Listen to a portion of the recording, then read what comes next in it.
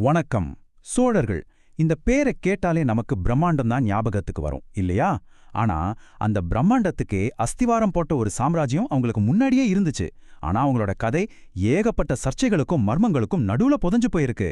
அவங்க தான் காஞ்சியின் சிங்கங்கள், பல்லவர்கள். வாங்க இந்த வரலாற்று புதிரை ஒன்னா சேர்ந்து விடுவிக்கலாம். பல்லவர்கள் தமிழர்களே இல்லை. பாருங்க, இந்த ஒரு வரியில தான் பல்லவர்களை பத்தின மிகப்பெரிய சர்ச்சையே ஆரம்பிக்குது. பல வருஷமா அவங்க வெளிநாட்டுல இருந்து வந்தவங்கன்னு ஒரு கருத்து பரவலா இருக்கு. ஆனா இதுல உண்மை இருக்கா? அந்த சர்ச்சைக்கெல்லாம் பதில் சொல்றதுக்கு முன்னாடி நீங்களே இந்த கேள்வியை கேளுங்க. மாமல்லபுரத்தோட இந்த கலைப்படைப்புகள் எல்லாம் யார் செஞ்சது? வெளியிலேருந்து வந்த ஒரு வம்சத்தால தமிழ் மண்ணோட ஆன்மாவையே இப்படி கல்லுல வடிக்க முடியுமா? இந்த கற்கோயில்கள் தான் அவங்க மேல சொல்ற பொய்களுக்கு முதல் சாட்சி. முதல் பகுதிக்குள்ள போலாம். பல்லவர்களின் புதிர். இது ஒரு வம்சம் எப்படி கட்டுக்கதைக்கும் வரலாற்றுக்கும் நடுவுல சிக்கிக்கிச்சுங்கிற கதை. இங்க தான் அந்த புதிரே ஆரம்பிக்குது. ஒரு பக்கம் வெறும் பேர் ஒற்றுமையை மட்டும் வச்சு, அதாவது பாரசீகத்தில் இருந்த பகலவாவும் நம்ம பல்லவும் ஒண்ணுதான்னு சொல்லி அவங்கள வெளிநாட்டுக்காரங்கன்னு சொல்றாங்க. இன்னொரு பக்கமும் நம்ம சங்க இலக்கியமும் ஒரு காவிய கதையும் அவங்க சோழர்களோட வாரிசுகள் தான் அப்படின்னு அடிச்சு சொல்லுது. இதுல எது உண்மை? ரெண்டாவது பகுதி அலைகளில் பிறந்த இளவரசன். சரி, அந்த தமிழ் பூர்வீக கோட்பாடு என்ன சொல்லுதுன்னு கொஞ்சம் ஆழமா பாப்போமா? இது வெறும் தியரி இல்ல, ஒரு சினிமா கதை மாதிரி இருக்கும். கதை இதுதான். சோழ மன்னன் கிள்ளிவளவன் நாக இளவரசி பீலிவள மேல காதல் கொள்றான். அவங்களுக்கு ஒரு பையன் பிறக்கிறான். ஆனா சூழ்நிலை காரணமா அவங்க பிரிய அந்த பச்சை குழந்தைய மட்டும் ஒரு கப்பல்ல ஏத்தி சோழ நாட்டுக்கு அனுப்புறாங்க. ஆனா அந்த கப்பலும் கடல்ல மூழ்கிடுது. கடைசியில அலைகள் மட்டும் அந்த குழந்தைய ஒரு மென்மையான கொடியில சுத்தி பத்திரமா கரைக்கு கொண்டு வந்து சேர்க்குது. இந்த கதைக்கெல்லாம் ஆணிவேரே இந்த ஒரு வார்த்தை தாங்க, பல்லவம். குழந்தைய சுத்தி இருந்தா அந்த மென்மையான தளிர். இது ஏதோ பிற்காலத்துல உருவாக்குன வார்த்தை இல்ல. சங்க இலக்கியத்துல இருந்து கம்பராமாயணம் வரைக்கும் பல்லவம் அப்படிங்கிறது ஒரு தூய தமிழ்ச் சொல். அதுக்கு அர்த்தம் தளிர். இந்த ஒரு சொல் போதும் பல்லவர்களோட பேருக்கும் தமிழுக்கும் இருக்கிற தொடர்பை நிரூபிக்க. இப்ப இத பாருங்க, இன்னும் தெளிவா புரியும். அவங்க பேர் ஒவ்வொன்னுக்கும் காரணம் அந்த ஒரு சம்பவம் தான். பல்லவ தளிரால சுத்தி இருந்ததால பல்லவர், திரை அதாவது அலைகளால கொண்டு வரப்பட்டதால திரையர், ஆதொண்டை கொடியால சுற்றப்பட்டதால தொண்டைமான். அவங்க தமிழ் அடையாளத்தை இதை விட வேற எதாலையும் உறுதியா சொல்ல முடியாது. அடுத்த பகுதி ஒரு பேரரசின் வரைபடம். பல்லவர்கள் தங்களோட அடையாளத்தை கதையில மட்டும் இல்ல, காலத்தால அழிக்கவே முடியாத கற்கள்லையும் பொறிச்சு வச்சாங்க. வாங்க அவங்க கல்லுல கட்ட கத்துக் கொடுத்த கதையை பார்ப்போம். பல்லவர்கள் வர்றதுக்கு முன்னாடி தமிழ்நாட்டுல கோயில்கள் எல்லாம் மண்தளிகளா இருந்துச்சு.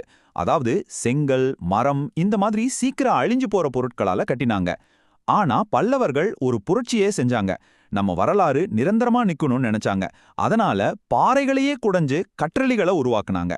இது வெறும் கட்டிடக்கலை மாற்றம் இல்ல, தங்களோட புகழ காலத்துக்கு நிலைநிறுத்தின ஒரு முயற்சி. ஆனா இதுல ஒரு ஆச்சரியமான விஷயம் என்னன்னா, மாமல்லபுரத்துல இயற்கையாவே அவ்வளோ பெரிய பாறைகள் கிடையாது. ஆமாங்க, நீங்க பாக்குற ஒவ்வொரு சிற்பமும் ஒவ்வொரு கோவிலும் பல மைல் தூரத்திலிருந்து கொண்டு வரப்பட்ட கற்களால் ஆனது. கல் இல்லாத ஒரு இடத்துல ஒரு கல் நகரத்தையே உருவாக்குனது தான் பல்லவர்களோட இன்ஜினியரிங் சாதனை. திராவிட கோவில் கட்டிடக்கலையோட பரிணாமத்தையே இந்த 3 ஸ்டெப்ல பார்க்கலாம். ஸ்டெப் 1, மாமல்லபுரத்துல ஒரு எக்ஸ்பெரிமெண்ட். ஸ்டெப் 2, காஞ்சியில ஒரு பெர்ஃபெக்டான மாஸ்டர் பிளான். ஃபைனல் ஸ்டெப், அந்த ப்ளூ பிரிண்ட வச்சு சோழர்கள் செஞ்ச ஒரு பிரம்மாண்டம் தான் தஞ்சை பெரிய கோயில். ஆக சோழர்களோட சாதனைக்கு விதை போட்டதே பல்லவர்கள் தான். அடுத்த பகுதிக்கு போவோம். ஒரு வம்சத்தின் ஆன்மா. பல்லவர்கள் வெறும் கல்லுல மட்டும் கவிதை எழுதல, அவங்க கலாச்சாரத்தையே செதுக்குனாங்க. ஒண்ணு, இந்த நம்பருக்கு பின்னாடி ஒரு மன்னனோட தியாகமே ஒளிஞ்சிருக்கு. எதுக்காக தெரியுமா? ஒரு தமிழ் இலக்கிய படைப்புக்காக. நந்திவர்ம பல்லவன்னு ஒரு மன்னன். அவனோட எதிரியே அவனை பழிச்சு நந்தி களம்பகம்னு ஒரு நூல் எழுதுறான். ஆனா அதை வெளியிட ஒரு கண்டிஷன் என்ன தெரியுமா? அந்த மன்னன் உயிரோட எரியற தன் சிதையில உட்காரணும். யோசிச்சு பாருங்க, தமிழுக்காக ஒரு இலக்கியம் வெளிவரணும்னு ஒரு மன்னன் தான் உயிரையே கொடுத்தான். தமிழுக்கு உயிர் கொடுத்தவங்க பல்லவர்கள்னு சொல்ல இதை விட வேற என்ன சாட்சி வேணும்?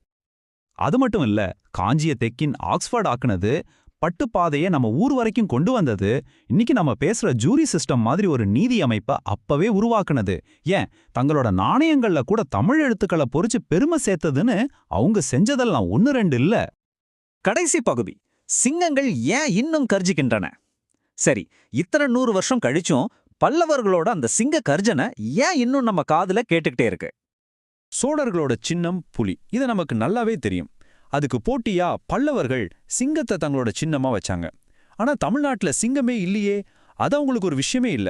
புலிக்கு ஈக்குவலா ஒரு பவர்ஃபுல் சிம்பல் வேணும், அவ்வளோதான். இது வெறும் சின்னம் இல்ல, அவங்களோட போட்டி மனப்பான்மைக்கான அடையாளம். இப்ப நம்ம ஆரம்பிச்ச அந்த முதல் கேள்விக்கு வருவோம். யார் சொன்னா அவங்க பாரசீகம்னு?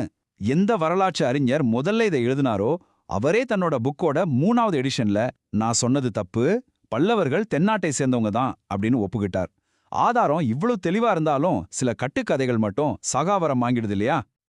இன்னைக்கு நாம பாக்குற ஒவ்வொரு திராவிட கோவில்லையும், காஞ்சிப்பட்டுலையும், தமிழ்நாட்டுல இருக்கிற ஆயிரக்கணக்கான ஏரிகள்லையும், மாமல்லபுரத்தோட கலை பொக்கிஷங்கள்லையும் பல்லவர்கள் இன்னும் நம்ம கூட வாழ்ந்துட்டு தான் இருக்காங்க. பல்லவர்களோட கதை நமக்கு ஒண்ணு மட்டும் தெளிவா சொல்லுது. நமக்கு சொல்லப்படுற எல்லா வரலாறையும் அப்படியே நம்பிடக்கூடாது. அப்போ இது மாதிரி இன்னும் எத்தனை உண்மைகள் வெளிவராம நம்ம கண்ணு முன்னாடியே மறைஞ்சு காத்துட்டு இருக்கு, யோசிச்சு பாருங்க.